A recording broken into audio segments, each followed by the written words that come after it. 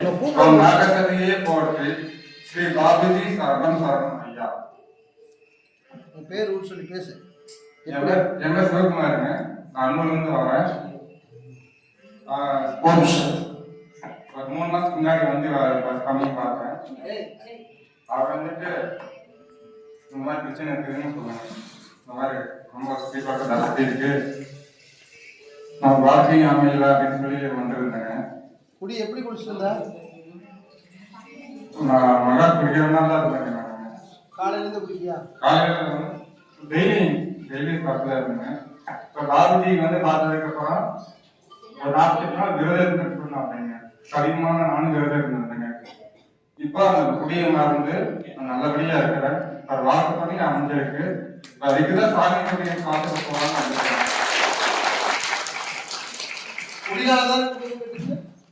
கண்டிப்பா இந்த குடியினால வாழ்க்கையும் போய் தொழிலும் போய் எல்லாமே போயிடுச்சு. இப்ப பாபுஜி வந்து பார்த்ததுக்கு அப்புறம் எல்லா பிரச்சனையும் முடிஞ்சு இப்ப நல்லபடியா இருக்கேன். வாழ்க்கை கொஞ்சம் அமைஞ்சிருக்கு.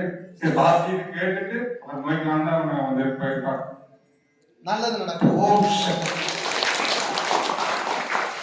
நம்ம புருஷ நம்பர்களை ராசியமா கைவிட மாட்டான்.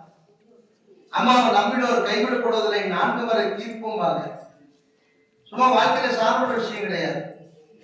குடியை நிப்பாட்டுறது சார்புற விஷயம் கிடையாது. அதை நிப்பாட்டக்கூடிய சக்தி நாகசக்தியுடைய மாலைக்கு இருக்கு.